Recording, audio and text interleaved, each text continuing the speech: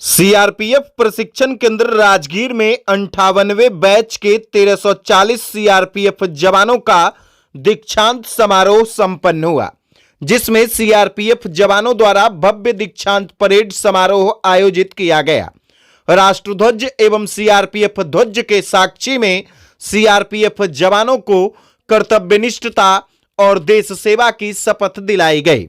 समारोह के मुख्य अतिथि सीआरपीएफ के अपर एडीजी रविदीप सिंह शाही ने परेड की सलामी लिया।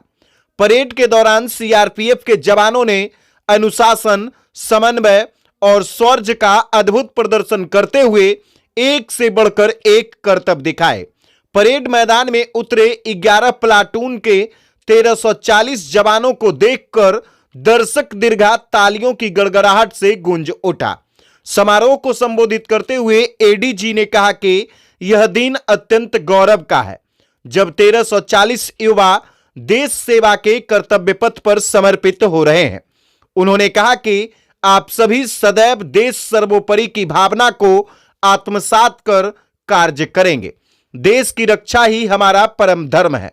आपके वरिष्ठ अधिकारी और जवान साहस, समर्पण और ईमानदारी से देश का नाम रोशन कर रहे हैं।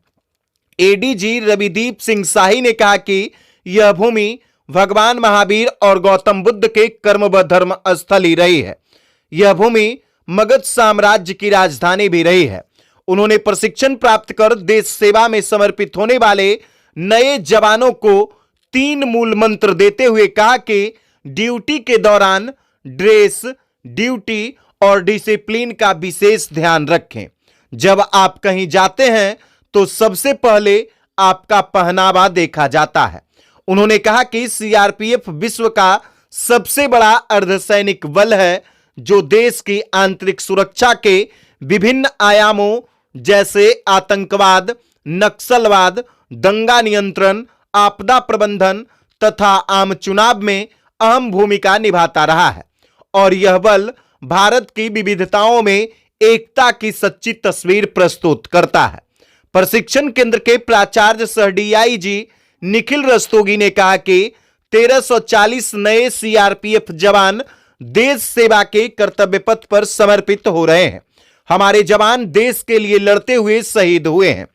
उनकी गाथाओं को अपना आदर्श बनाकर आप सभी कर्तव्यनिष्ठता के साथ राष्ट्र की सेवा करेंगे।